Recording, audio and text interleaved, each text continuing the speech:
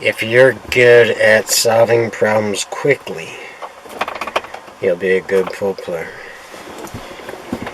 If you're great at solving problems quickly, you'll be a great pool player.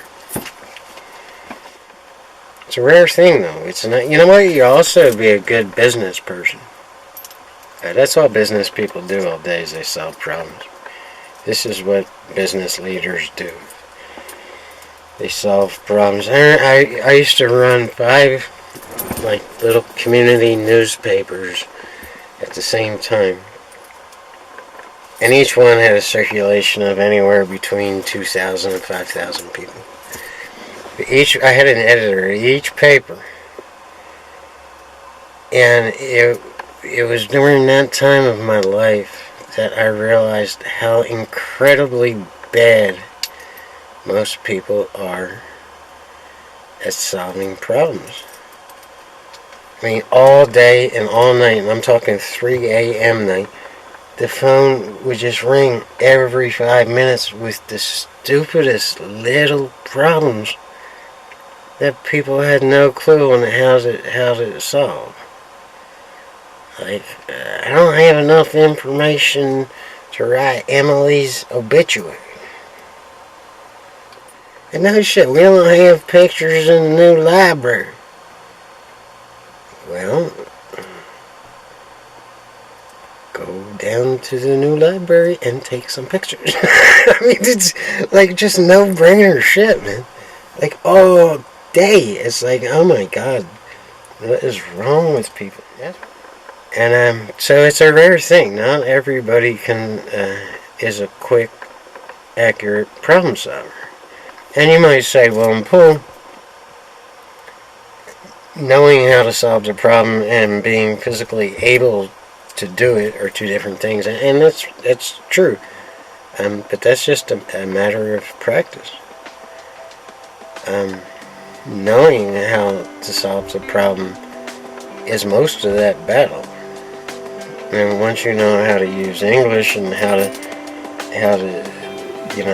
dial in the speed of the table and things like that, that's all pool is. You can look at 9-ball as 9 problems that you need to solve.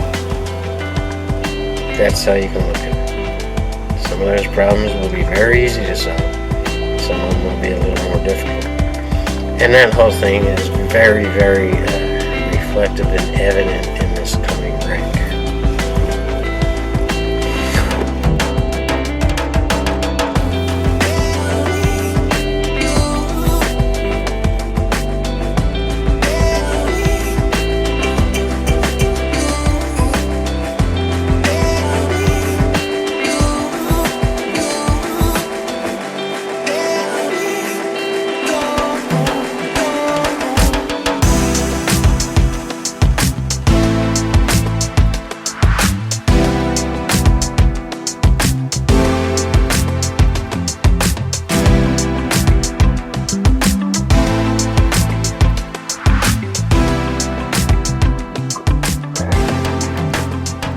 Yeah, we have issues here.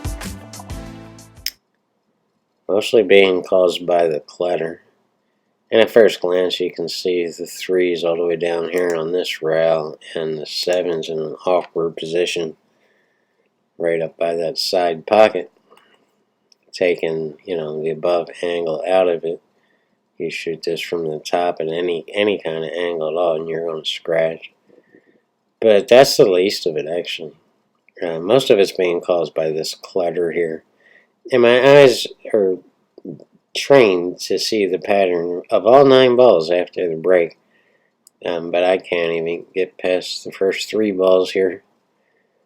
So let's take a look. Here's the cue ball, the cue to the 1, the 1 to the 2, 2 to the 3, 3 to the 4, 4 to the 5, 5 to the 6, 6 to the 7, 7 to the 8, and 8 to the 9. So really it's just, 9 small problems to make one big problem. Your 9-ball, it doesn't matter what you do throughout the game of 9-ball. Whoever makes a 9 wins. So that's the one big problem you have. So it's just 9 parts of one problem. See it that way. Not, you don't want to train your brain to think one ball or two balls at a time. Try to see the whole pattern after the break as one problem with 9 parts. Where do you want to get on this 2 ball to get back on this 3? A good answer would be a little bit to the left-hand side of this 8 to use this route to come back up. But I really don't like the possibility of a scratch here if I go too long, and this table is fast when you're going down table. I don't like it. I think a better idea is to get to the right-hand side of this 8 and shoot the 2 ball in a right-hand cut and come down to this rail and bounce off for a long pathway to about the second diamond and drift up to about exactly where the 3 ball is now. And then you can just hit a stun shot on this 3 and bounce up for a straight in shot on the 4 and just take a stop shot, and that'll give you the perfect angle from the 5 to the 6. And then just as long as you're on a right hand cut on the 6 ball, you can put the cue ball on this rail, shoot the 7 ball all the way up in this corner, just trickle down on this 9 for a straight in. Not straight in, you need a little bit of a right hand cut on this 8 ball. You just don't want too much of a cut like I wind up doing. So you can just force it into this rail and bounce off for a straight in shot on the 9. I hope you followed me on all of that. My point is we have some serious issues here. This is certainly not an easy run out, and I start screwing it up right from the start. I'm telling you, something's going on with this rail. This is not the first time it just kind of died off this rail. I think it's still set too high. And I wound up getting straight in on the 2.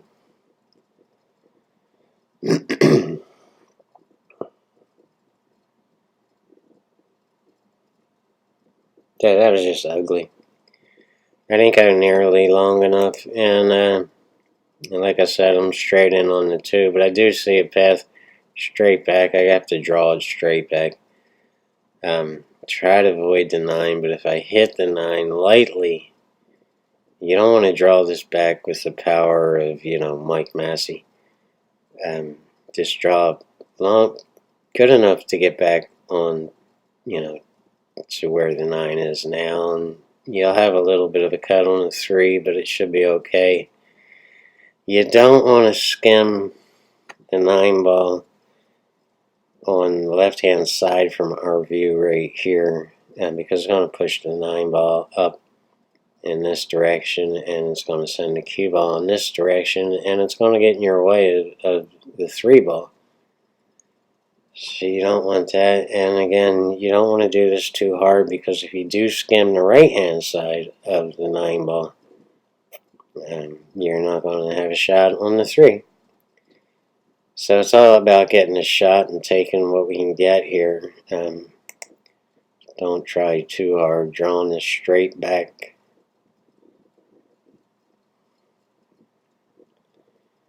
And it just keeps going and going. I did avoid the 9 ball, but I wound up exactly straight in on the 3 ball. And I want to get straight in on the 4, and then I could just leave it on the rail, but I don't want to shoot off the rail. Nobody does. I need to get off this rail a little bit, and the only way to do it is draw straight back and bounce off this rail and do your best to get straight in on the 4 ball. I wouldn't recommend doing this until you have a lot of practice with the draw shot. It's not easy. A little bit of right hand English on here, but you don't want to put too much, because if you come back to this rally, you don't want the cue ball going back up table actually. And you're going to have nothing on the 4 ball if you do that. So it's just kind of straight back. And we want to skimming the 9 ball a little bit, but I still got straight in on the 4, so I'm kind of back in line right about here. I can hit a stop shot on this 4 ball because I am literally straight in.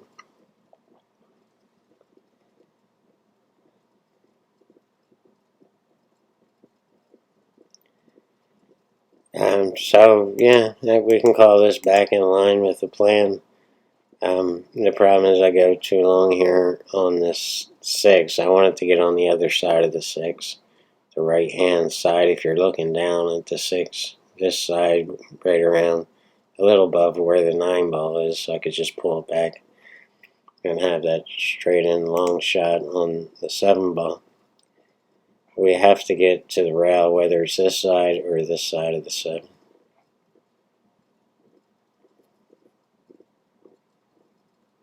You know, I'll never shoot a shot until I can see the line and I'm settled and everything looks good. That was a good stroke on that ball, but I want to be going too long.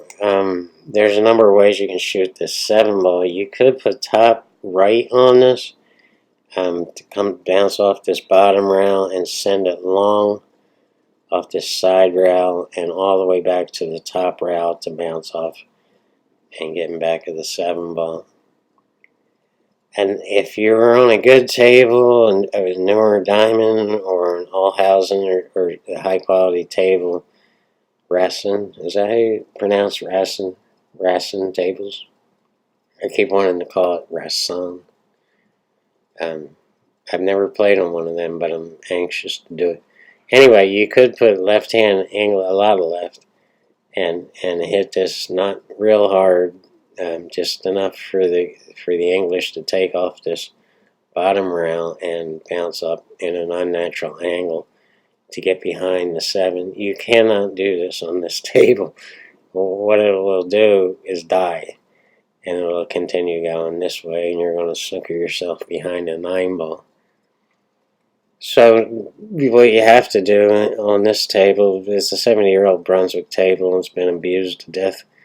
You have to play the dead rail and put bottom right, so draw right, and that will increase the angle off the 6 and sharpen the angle back on the 7 to go between the 7 and the 8, trying to get back down to this rail.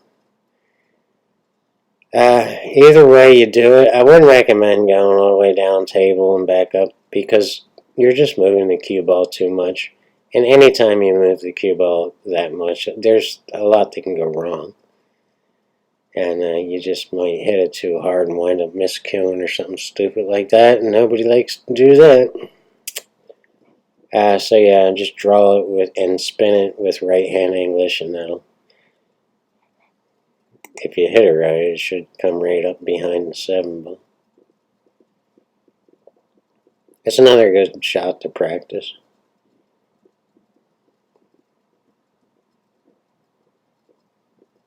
I might put that in the 9 key shots of 9 ball, or the 10 key shots of 9 ball. And so here we are, and it's not bad. I'm pretty much straight in, maybe a hair off of straight in. The problem here is I make the ball, but I draw back too far on the 8. And I'll show you where I was trying to get to after I shoot the 7. And I'll show you why I was trying to get to where I was trying to get to.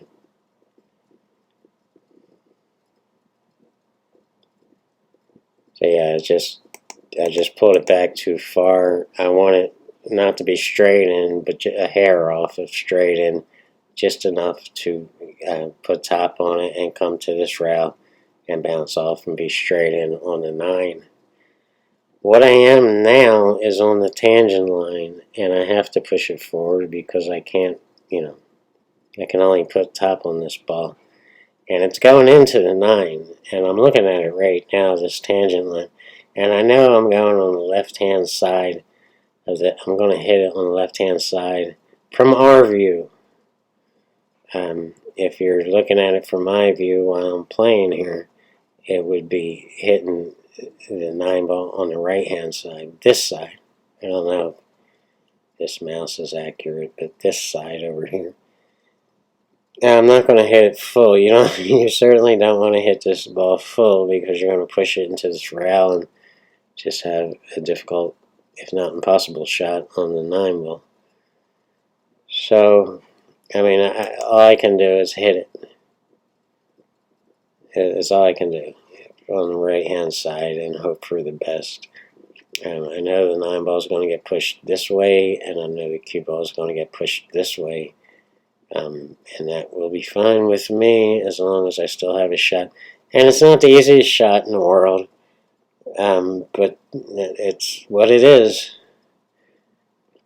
Just stay down, take a deep breath, crack your neck, stretch your back, do whatever you have to do to relax, and pull the trigger. All problems were finally solved, and rack 'em up, cowboy. Alright, let's watch the whole thing without me yakking. Peace, everybody. Thank you for tuning in.